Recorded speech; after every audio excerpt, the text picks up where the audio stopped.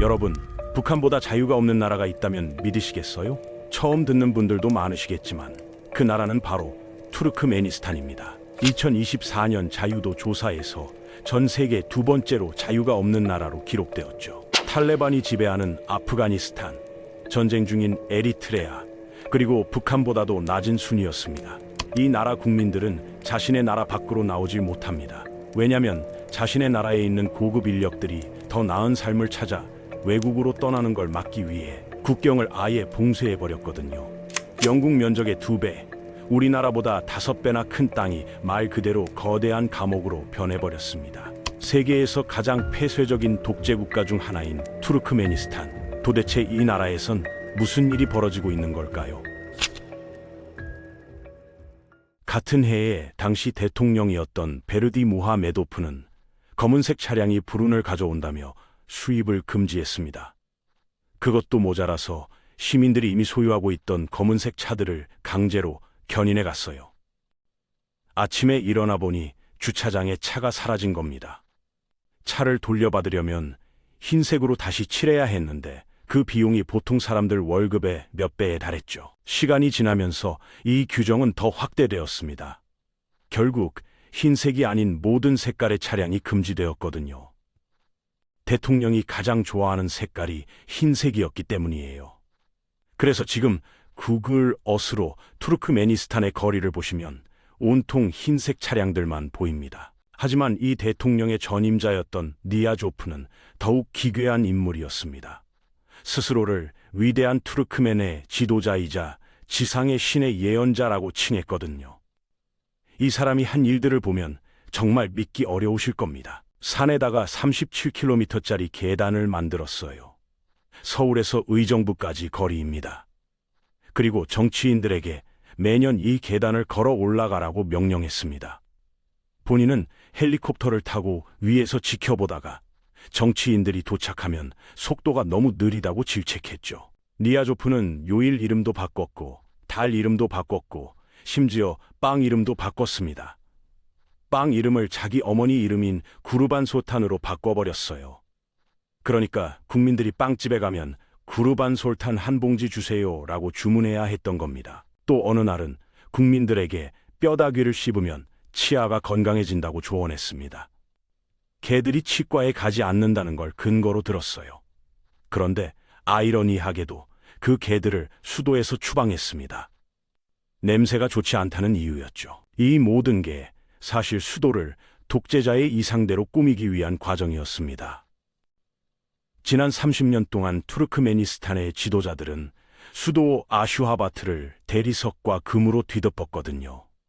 거대한 주거 지역들을 철거하고 그 자리에 초고층 빌딩, 기념비, 공원, 경기장, 궁전들을 세웠습니다. 전부 이탈리아산 대리석으로 지었고 금박을 입혔어요.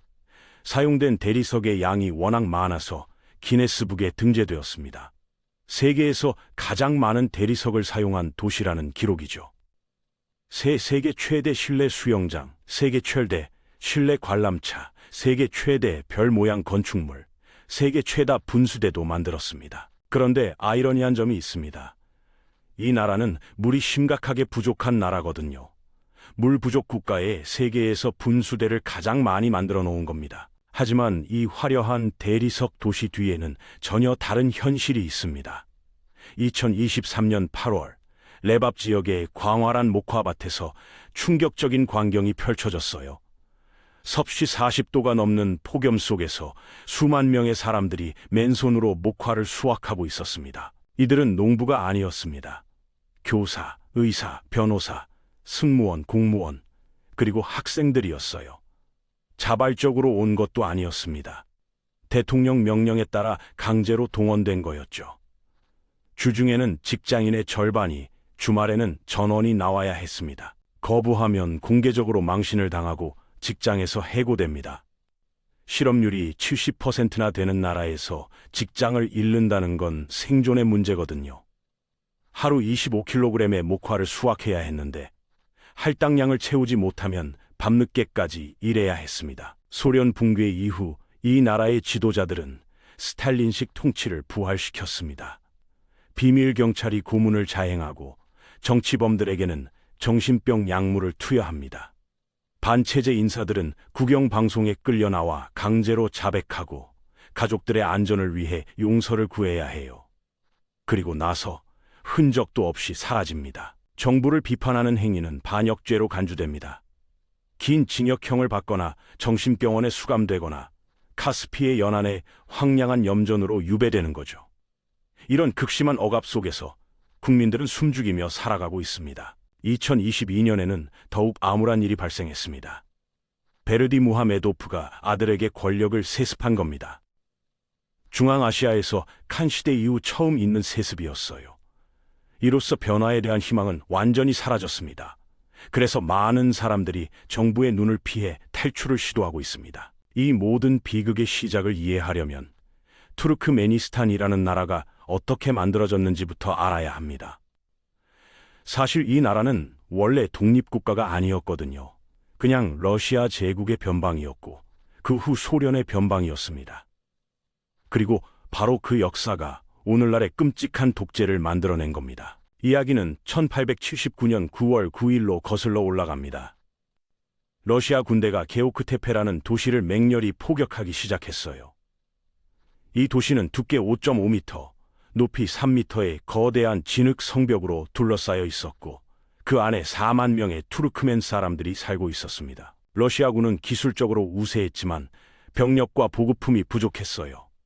정면 공격을 시도했다가 큰 손실을 입고 카스피의 연안의 기지로 후퇴해야 했습니다.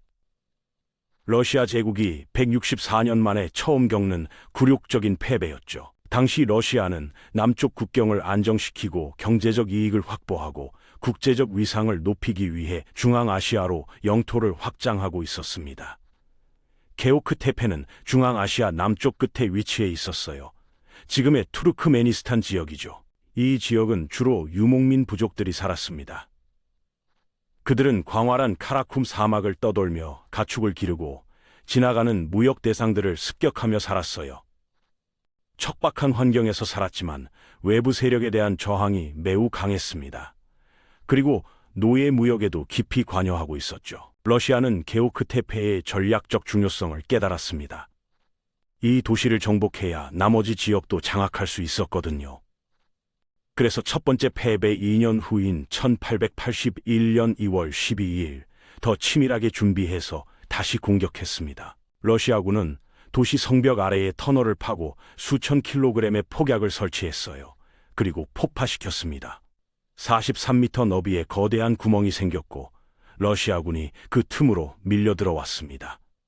도시 주민들을 무자비하게 학살한 후 러시아는 곧 중앙아시아 전체를 장악했습니다. 하지만 정복 후 40년 동안 러시아는 이 지역을 제대로 개발하지 않았습니다. 철도가 몇 개 건설되고 아슈아바트 같은 새 도시가 생기긴 했어요. 러시아인 이주자들이 들어오면서 말이죠. 그런데 이 지역의 90%가 사막이었거든요. 개발할 곳이 별로 없었던 겁니다. 제1차 세계대전이 시작될 무렵까지도 산업은 미미했습니다.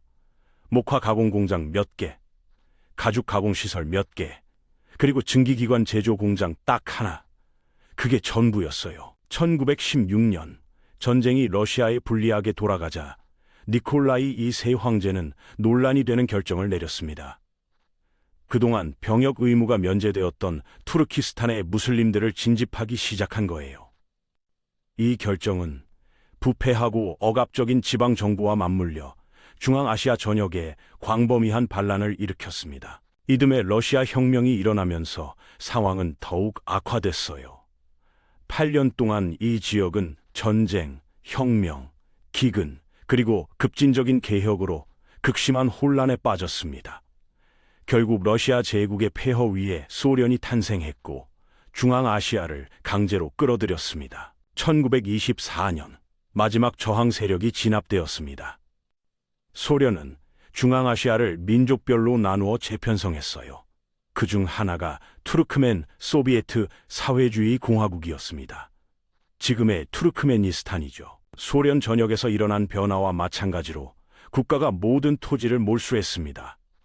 유목민들을 강제로 정착시켜 집단 농장과 국영 농장에 편입시켰어요.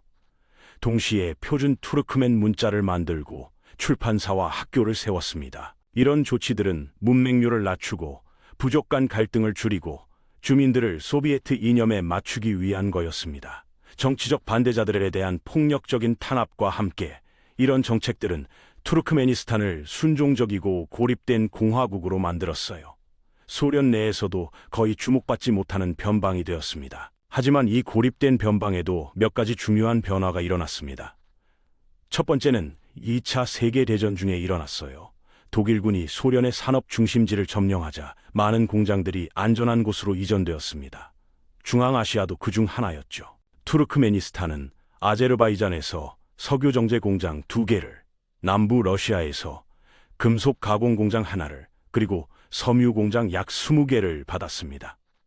하지만 인프라가 부족하고 에너지 부문이 발달하지 않아서 다른 공화국들에 비하면 발전이 미미했어요. 전쟁이 끝난 후에도 투르크메니스탄은 산업화가 더뎠습니다.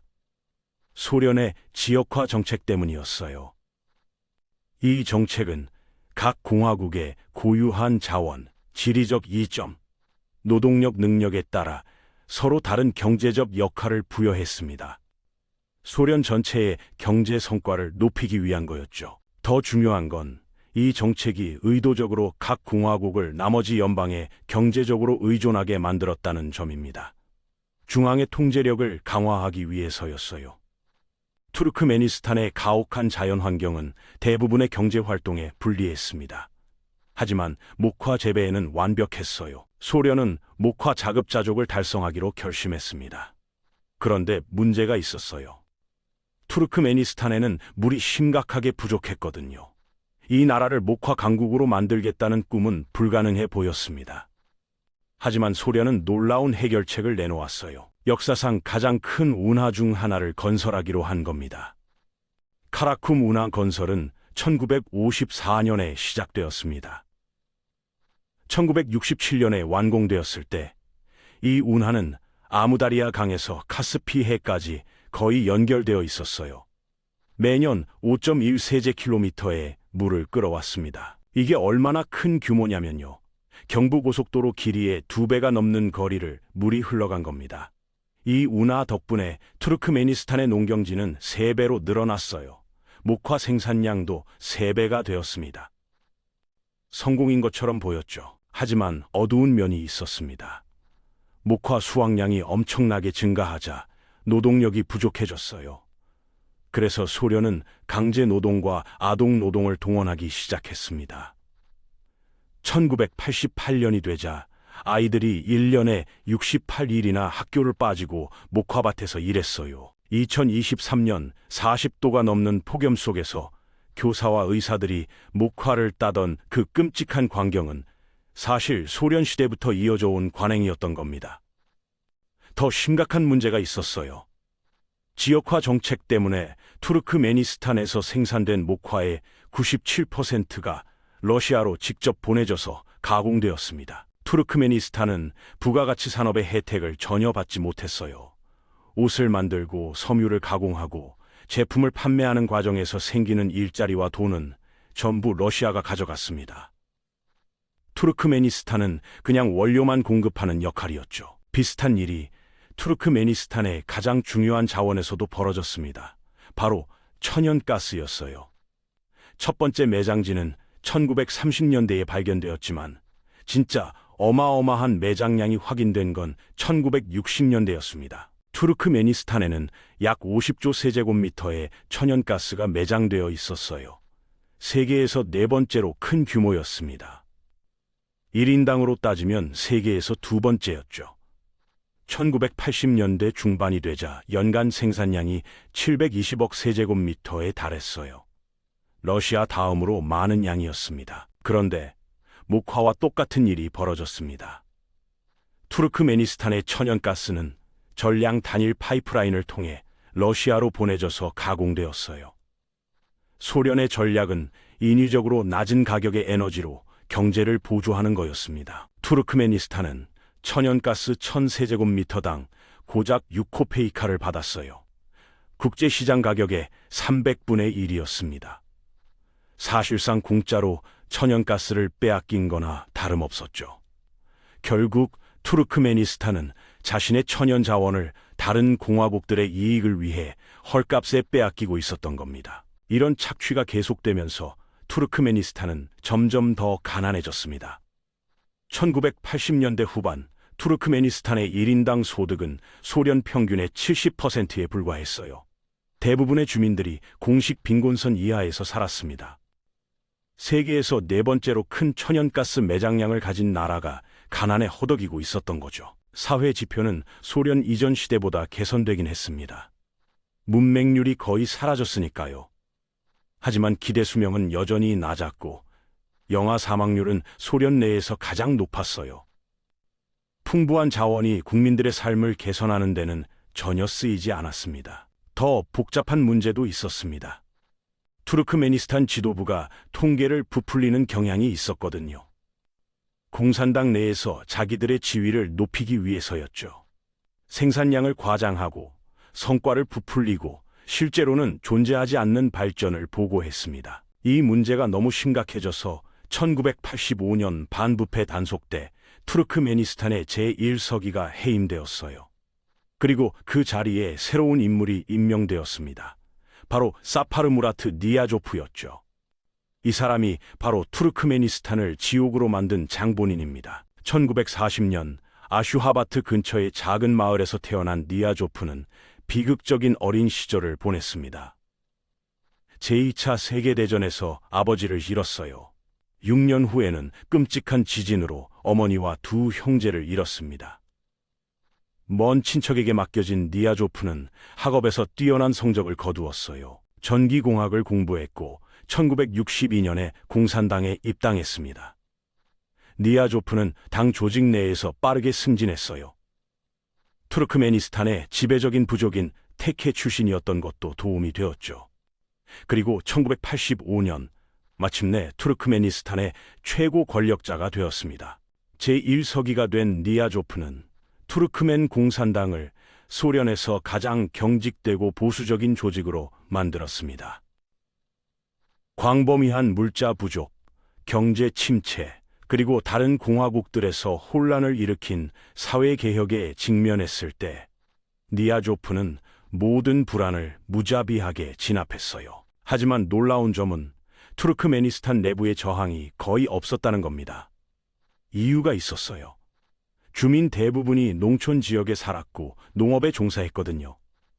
수십 년간의 소비에트 영향으로 형성된 깊은 보수주의는 권위에 순종하는 문화를 만들었습니다. 게다가 투르크메니스탄은 러시아 제국에 편입되기 전에 독립국가였던 역사가 없었어요. 그래서 독립을 향한 민족주의적 열망도 거의 없었죠. 경제 붕괴에 대한 두려움과 결합된 이런 요소들은 주민들과 지도부를 하나로 묶었습니다. 소련을 유지하고 그 안에서 자신들의 위치를 지키는 것, 그게 투르크메니스탄 사람들의 바람이었어요. 그래서 1990년대 초반까지 투르크메니스탄은 다른 공화국들을 휩쓸고 있던 정치적, 경제적 개혁으로부터 대부분 격리되어 있었습니다. 하지만 1991년 소련이 무너지기 시작했습니다. 투르크메니스탄은 원하지 않았지만 독립을 향해 떠밀려갔어요. 1991년 10월 27일 투르크메니스탄은 공식적으로 주권을 선언했습니다. 그리고 바로 그날 투르크메니스탄 역사상 첫 대통령 선거가 치러졌습니다. 니아조프가 98.3%의 득표율로 당선되었어요. 놀라운 결과처럼 보이지만 사실 놀랄 일도 아니었습니다. 후보가 니아조프 단 한 명뿐이었으니까요. 2개월 후 투르크멘 공산당은 공식적으로 해체되었습니다. 하지만 이건 그냥 이름만 바꾼 거였어요. 당은 투르크메니스탄 민주당으로 이름을 바꿨을 뿐 실질적인 변화는 전혀 없었습니다. 새롭게 독립한 나라의 대통령이 된 니아조프는 소련 시대의 통제 방식을 그대로 유지했습니다. 대부분의 구소련 국가들이 대대적인 개혁을 추진하고 있을 때 니아조프는 정반대 길을 걸었어요. 경제는 완전히 정부 통제 아래 두었습니다. 가격, 임금, 환율, 국제무역까지 전부요. 니아조프는 이 완전한 통제를 법으로 굳히고 싶었습니다. 1992년 5월 그의 지시로 투르크메니스탄은 새 헌법을 채택했어요. 표면적으로는 권력 분립과 견제와 균형을 갖춘 대통령 공화국을 만드는 것처럼 보였습니다. 종교의 자유, 표현의 자유, 재산권도 보장한다고 했어요. 하지만 실제로는 니아조프가 투르크멘 사회의 모든 측면에 대한 완전한 권력을 굳히는 문서였죠. 니아조프는 방송과 언론을 독점했습니다. 그리고 그것들을 투르크멘바시의 공식 대변인으로 만들었어요. 투르크멘바시는 위대한 투르크멘의 지도자라는 뜻인데 니아조프가 스스로에게 붙인 칭호였습니다. 도시들, 지형지물들, 인프라 시설들이 모두 투르크멘바시의 이름을 따서 개명되었어요. 광범위한 개인 숭배가 시작된 겁니다. 누군가 니아조프를 스탈린에 비유하자 그는 이렇게 대답했습니다. 하지만 스탈린은 억압적인 수단으로 개인 숭배를 만들었습니다. 나는 갈등 없이 인기를 얻었다고요. 야당은 당원 수가 기준을 충족하자마자 금지되었습니다. 정치 반대자들은 비밀 경찰에 의해 제거되었어요. 외부 정보원은 금지되거나 심하게 검열되었습니다. 국민들을 외부 세계로부터 체계적으로 고립시킨 거죠. 니아조프는 이런 조치들을 정당화했습니다. 정치적 다양성보다 경제적 안정이 먼저라고 주장했어요. 무정부 상태로 빠지는 걸 막기 위해서라는 거였죠. 그는 자신의 리더십 10년이면 투르크메니스탄이 그런 운명을 피하고 경제 황금기에 진입할 거라고 약속했습니다. 그의 계획은 간단했습니다. 세계에서 네 번째로 큰 천연가스 매장량을 완전히 통제하고 소련 시대보다 300배 높은 가격으로 팔 수 있으니까요. 니아조프는 400만 명밖에 안 되는 국민들에게 무료 가스, 전기, 물이고 보조금을 받는 식량을 제공할 수 있었습니다. 동시에 자신과 정치 엘리트들을 부유하게 만들 수 있었어요. 그리고 광범위한 보안 및 선전 기구를 유지하면서 자신의 지속적인 통치를 보장할 수 있었습니다. 완벽한 계획처럼 보였죠. 하지만 니아조프의 낙관적인 계획에도 불구하고 투르크메니스탄 경제는 죽음의 소용돌이에 빠져들었습니다. 6년 동안 계속해서 국가의 경제 생산량은 1991년 수준의 절반 이하로 줄어들었어요. 투르크메니스탄이 직면한 근본적인 문제는 정치적 독립과 경제적 자율성의 불일치였습니다. 소련의 지역화 정책 때문에 투르크메니스탄은 원자재를 정제할 능력이 없었어요. 러시아 밖에서 상품을 팔 인프라도 없었습니다. 이런 경제적 고립은 극명하게 드러났어요. 아슈하바트에서 불과 24km 떨어진 이웃 이란으로 가는 철도 연결조차 없었으니까요. 결과적으로 투르크멘 가스와 목화는 오직 러시아를 통해서만 운송되고 판매되고 가공될 수 있었습니다. 이런 제약 속에서 러시아는 투르크메니스탄의 의존성을 이용했습니다.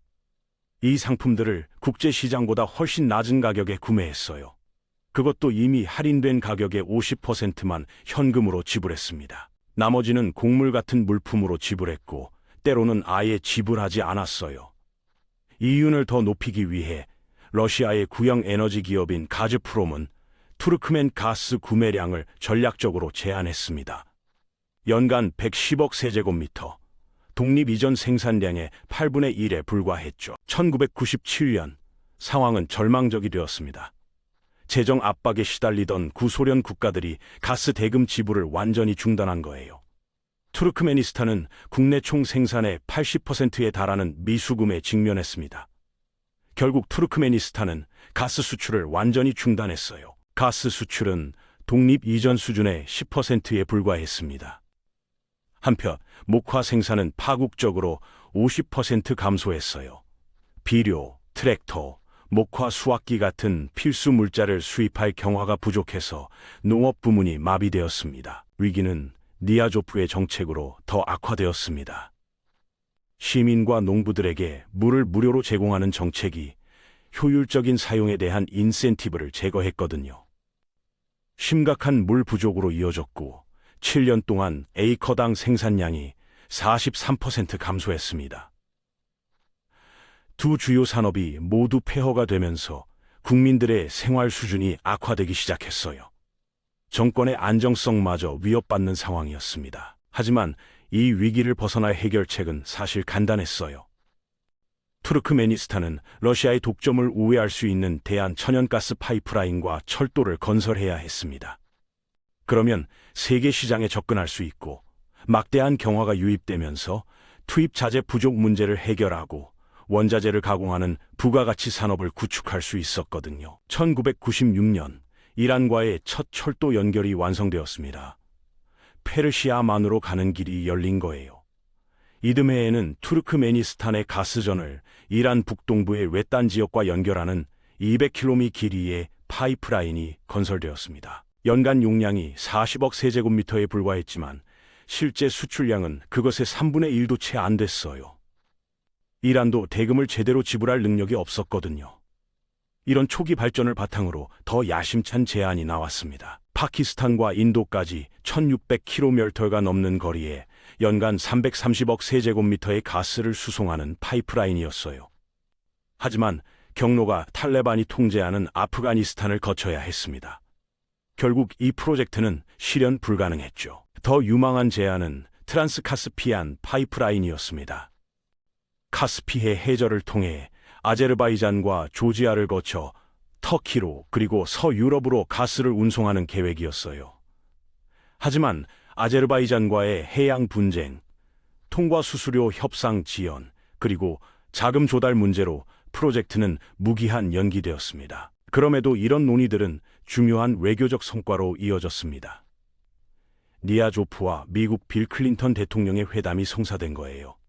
에너지 거래와 이란이나 러시아를 경유하지 않고 세계 시장에 접근하는 전략에 대해 논의했습니다. 이 계획들도 결실을 맺지 못했지만 러시아를 움직이기에는 충분했어요. 러시아는 투르크메니스탄과 그 지역 전체에 대한 영향력을 잃을까봐 우려했습니다.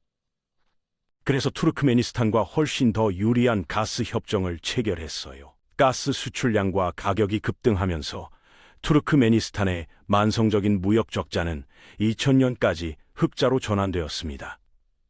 이런 전환은 현대식 섬유 공장 건설, 농경지를 국내 식량 생산용으로 전환, 그리고 오래된 소련 석유 정제소 보수 작업으로 보완되었어요. 이런 조치들이 합쳐져서 엄청난 경제 호황을 일으켰습니다.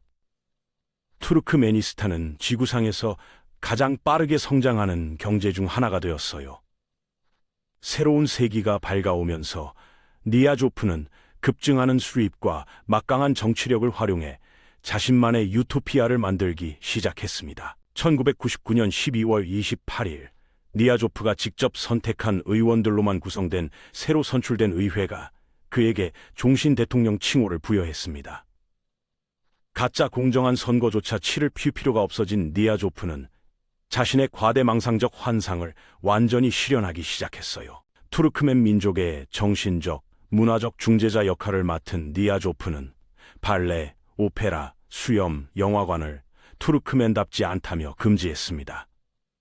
외국어로 교육하는 모든 학교를 폐쇄했어요. 게다가 모든 공무원에게 3대에 걸친 투르크멘 혈통을 증명하라고 요구했습니다. 이 조치는 고도로 숙련된 러시아계 주민들의 대규모 탈출을 촉발했어요. 심장질환으로 개인적인 건강 위기를 겪은 후 니아조프는 공공장소에서의 흡연을 금지하고 악명 높은 30km 건강 산책로를 건설했습니다. 투르크멘 시민들과 정치인들은 매년 완주해야 했죠. 2001년 니아조프는 400페이지 분량의 루흐나마를 발표했습니다. 투르크멘 민족주의를 강조하는 일종의 국가 성경이었어요.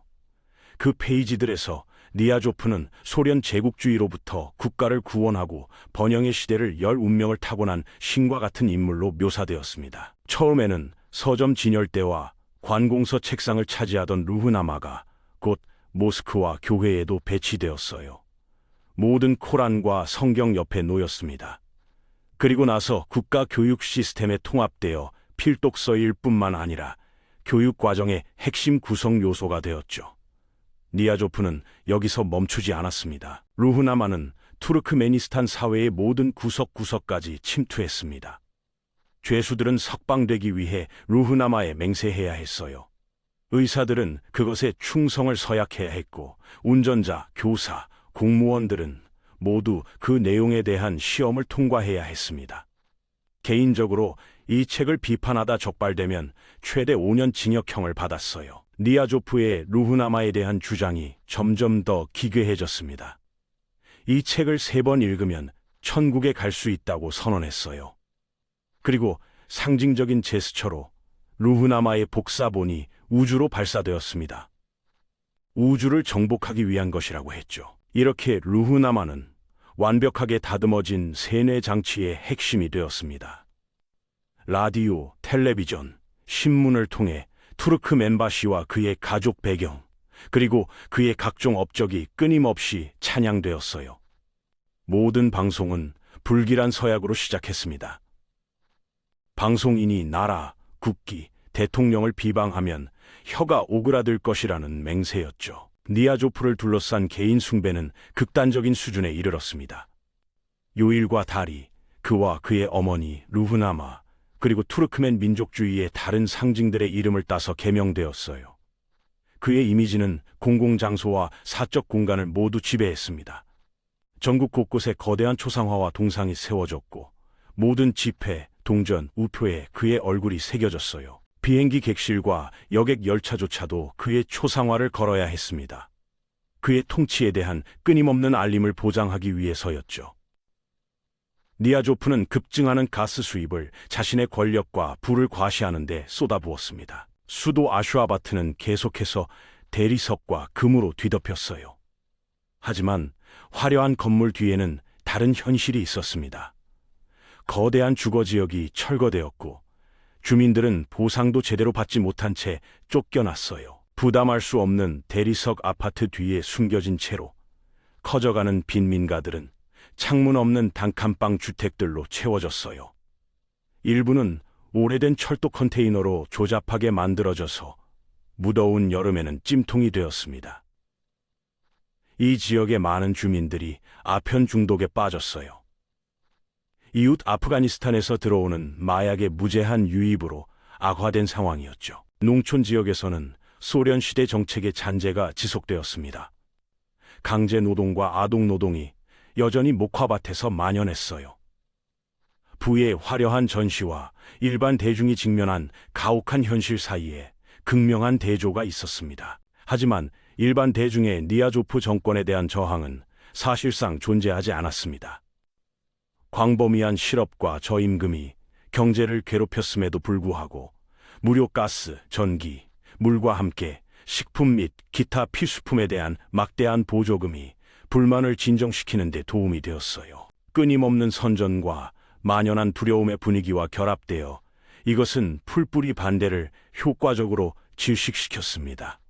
하지만 상황은 2002년 12월 25일 아침 니아조프의 차량 행렬이 매복 공격을 받으면서 극적으로 확대되었어요. 치명적인 총격전이 벌어졌습니다. 이 실패한 암살 및 쿠데타 시도는 정치 엘리트와 일반 시민 모두에 대한 광범위한 숙청을 촉발했습니다. 수백 명의 개인과 그들의 가족이 공개 재판을 받고 긴 징역형을 선고받고 그 후 흔적도 없이 사라졌어요. 이 사건으로 투르크메니스탄은 서로를 믿지 못하는 사회로 변했습니다. 정부는 국민들 사이에 정보원을 심어 사적인 대화까지 감시했어요. 이웃이 이웃을 의심하고 친구가 친구를 고발하는 분위기가 만들어졌습니다. 정치범들에게는 정신병 약물을 투여해 고문했어요. 전국 곳곳에 몇 킬로미터마다 검문소가 세워졌습니다. 차량 라디오는 금지되었어요. 감시할 때 배경 소음이 방해가 된다는 이유였죠. 결혼식과 장례식 같은 모든 모임은 정부 허가를 받아야 했습니다. 해외여행도 심각하게 제한되었습니다. 특히 35세 미만 여성 중 2 자녀가 없는 경우는 아예 출국이 금지되었어요. 투르크멘 민족을 영속시킬 의무가 있다는 명분이었죠. 2006년 니아조프가 사망했을 때 그는 지구상에서 가장 억압적인 전체주의 정권을 남겼습니다. 국민들은 사실상 어떤 권리도 없었어요. 평균 월급은 고작 8만 원이었습니다. 소련 시대의 긍정적 유산이었던 의료와 교육 시스템은 거의 붕괴되었어요. 수도 밖의 모든 병원, 유치원, 도서관이 문을 닫았습니다. 수천 명의 의사와 간호사들이 해고되고 훈련받지 않은 군인들로 대체되었어요. 의무 교육 기간은 줄어들었고 수십만 명의 노인들이 연금을 받지 못하게 되었습니다. 국민들이 빈곤에 허덕이는 동안 대통령은 매년 천연가스 수입의 상당 부분인 약 2조 6천억 원을 개인 해외 계좌로 빼돌리고 있었어요. 니아조프가 후계자를 지명하지 않았기 때문에 그의 사망 후 조심스러운 기대감이 있었습니다. 하지만 이것은 미래에 대한 희망이라기보다는 상황이 더 나빠질 수 없다는 체념에 가까웠어요. 2006년 12월 21일 구르반굴리 베르디 무하메도프가 대통령 권한대행으로 임명되었습니다. 모두를 놀라게 한 결정이었어요. 헌법상으로는 인민회의 의장이 그 자리를 이어봐야 했는데 그는 갑자기 범죄 수사를 받게 되면서 감옥에 갇혔습니다. 니아조프의 개인 치과 의사였던 베르디는 정치 조직 내에서 빠르게 올라가 내각 부총리까지 되었어요. 무료 의료 시스템을 해체하는 일에 관여했던 인물이었죠. 엘리트들은 기존 체제를 그대로 유지할 수 있는 안전한 인물로 그를 선택했을 가능성이 높습니다. 2007년 베르디는 대통령 선거에서 당선되었습니다. 광범위하게 조작된 선거였다고 여겨지는데 헌법을 위반하면서까지 치러진 선거였어요. 헌법은 권한대행이 대통령 선거에 출마하는 걸 금지하고 있었거든요. 전임자와 똑같은 절대 권력을 물려받은 베르디는 니아조프의 극단적인 정책들을 일부 되돌리기 시작했습니다. 그는 이를 새로운 르네상스의 시대라고 불렀어요. 연금과 병가, 출산 수당을 복원했습니다. 오페라, 영화관, 발레 금지를 해제했어요. 지방의 병원들을 다시 열었고 의무 교육 기간도 원래대로 돌려놓았습니다. 니아조프가 바꿨던 요일과 달 이름도 대부분 원상복구했죠. 루흐나마는 공공장소와 학교에서 점차 사라졌습니다. 니아조프의 초상화와 동상도 대부분 제거되었어요. 하지만 이런 것들은 곧 베르디 자신의 이미지와 글로 대체되기 시작했습니다. 새로운 개인 숭배가 시작된 거죠. 베르디 집권 초기의 가장 중요한 변화는 2009년 새로운 천연가스 파이프라인 건설이었습니다. 1600km가 넘는 이 파이프라인은 우즈베키스탄과 카자흐스탄을 거쳐 중국까지 연결되었어요. 2015년까지 중국으로 가는 파이프라인이 2개 더 완공되었습니다. 새 파이프라인을 합치면 연간 550억 세제곱미터의 가스를 수송할 수 있었어요. 러시아가 수입하던 양을 훨씬 초과하는 규모였습니다. 이 중국 연결은 투르크메니스탄에게 결정적이었어요.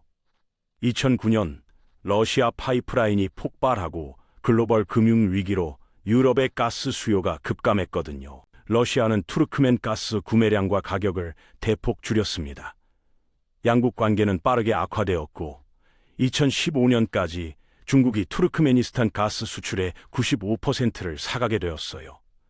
2007년부터 2014년까지 이런 무역 파트너의 전환 덕분에 투르크메니스탄 경제는 크게 성장했습니다. 연평균 19%씩 성장했어요.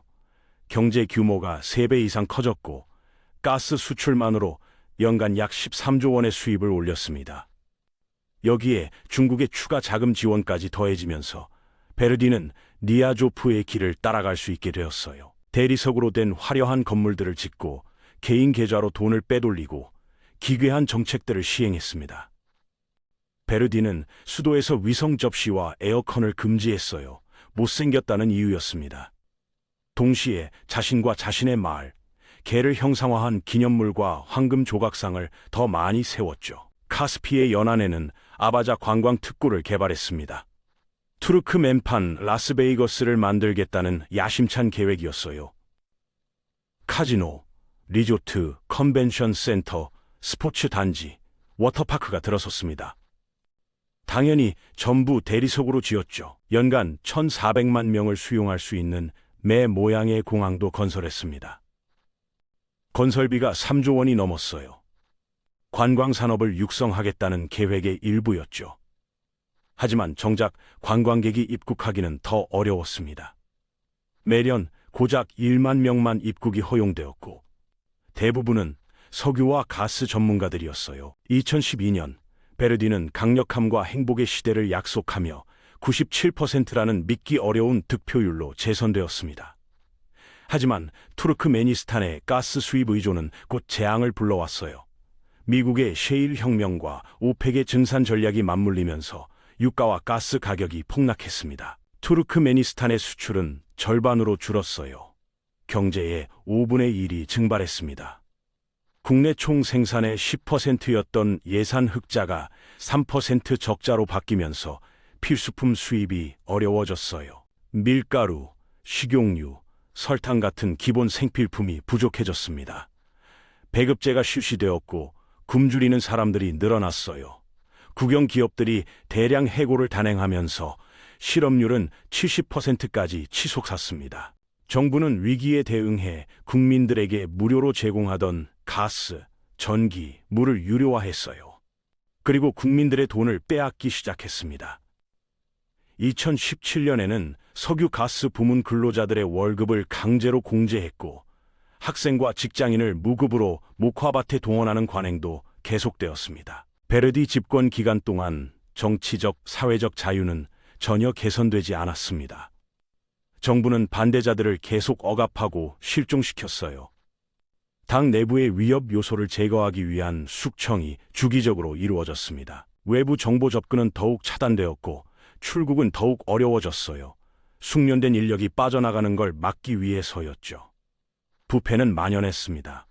2018년까지 관료들이 해외 계좌에 쌓아둔 돈이 약 30조 원에 달했다고 보고되었어요. 베르디가 죽을 때까지 권력을 유지할 거라는 예상과 달리 2022년 그는 놀랍게도 물러났습니다.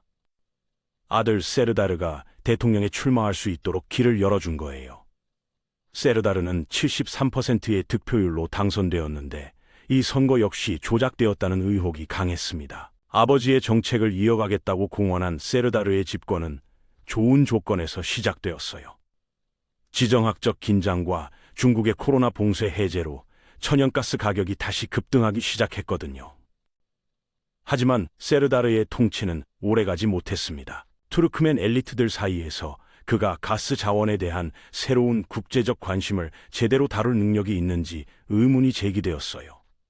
대통령직을 내놓은 지 겨우 11개월 후 아버지 베르디의 상원 의장직이 투르크멘 인민의 국가 지도자로 격상되었습니다. 아들의 권위를 뛰어넘는 직책이었고 진정한 변화에 대한 희망을 완전히 꺾어버렸어요.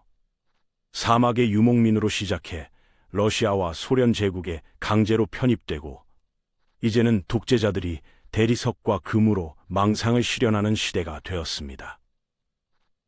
투르크메니스탄은 외부 지배와 내부 억압의 역사를 겪어왔어요. 세계가 이 나라의 막대한 천연가스를 필요로 하는 한 국민들의 삶이 나아질 가능성은 거의 없습니다.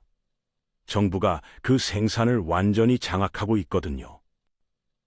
이 자원 독점이 정부를 편안하게 만들어줍니다.